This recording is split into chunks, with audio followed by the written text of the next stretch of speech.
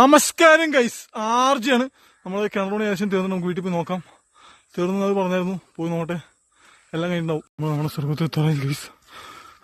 നോക്കട്ടെ, എല്ലാം okay guys. പക്ഷെ മുകളിലെ ഇത്രയും പോർഷനിൽ കട്ടേണ്ട ഭാഗത്തൊരു ഫിൽ ചെയ്തിട്ടില്ല.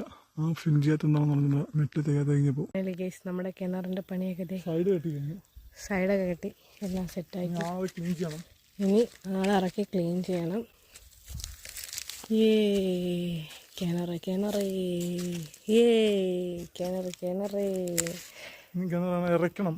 ഇതിന്റെ അഹം ക്ലീൻ ചെയ്ത് ഇറക്കണം. ഇവര് പക്ഷെ അരികം ശരിക്കും തേച്ചില്ലല്ലേ? കുറേയൊക്കെ കുഴപ്പമില്ല. നമുക്ക് ഇതൊക്കെ വെള്ളം എടുക്കാനുള്ള സെറ്റപ്പ് ആയല്ല. ആളുകൾക്ക് ഇറങ്ങി ക്ലീൻ ചെയ്യാനുള്ള സെറ്റപ്പ് ആയിട്ടുണ്ടല്ലോ. അത് മതി അല്ലേ? സൈഡും കൂടി വൃത്തിക്ക് തേച്ചിരുന്ന അടിപൊളിയാണ്. കുറച്ച് ഉൾഭാഗം കൈ എത്തുന്ന ഭാഗത്ത് തേക്കായിരുന്നു ഇവർക്ക്. അതിനുള്ള മണ്ണുണ്ടായിരുന്നല്ലോ. തൊട്ട് നശിപ്പിക്കല്ലേ? ഇവിടെ തേച്ചിട്ട് പോയിട്ടുള്ളൂ. കൈ ചമർത്തിയതല്ലേ? ഒന്ന് ഉറക്കട്ടെ. എന്ത്? ശ്രുതിയുടെ കിണർ എന്നിട്ട് പേര് വെക്ക്. തേങ്ങാ ശ്രുതിയുടെ കിണറാണ്. തേങ്ങ എറിയരുത് എന്ന് പറയാം. എനിക്കൊരു സംഭവം ചെയ്യണം. എന്താണ്? ഇവര് മെറ്റൽ വാങ്ങിച്ചത് മെയിനായിട്ടും ഇവിടെ ചവിട്ടി നടക്കാനുള്ള സംഭവം സെറ്റാക്കാൻ വേണ്ടിയായിരുന്നു. അത് കുഴപ്പമില്ലാതെ സെറ്റാക്കിയിട്ടുണ്ട്. ഇവിടെ നിന്നാണ് വെള്ളം കോരുന്നത്. കിഴക്ക് നോക്കിയാണ് കോരുന്നത്. അതുപോലെ സെറ്റാക്കിയിരിക്കുന്നത്. അങ്ങനെ സൈഡ് കിട്ടിക്കഴിഞ്ഞു. പക്ഷെ ഇനി ആളിറക്കി ക്ലീൻ ചെയ്യാനുള്ള വഴി കണ്ടുപിടിക്കണം. അങ്ങനെ അടുത്തൊരു അടി. പക്ഷെ എന്തായാലും ഈ കോര് ഇതൊക്കെ മാറ്റണം. ചാക്കിലേക്ക് ആക്കണം ഈ തുണ്ടൊക്കെ ഫുള്ളും.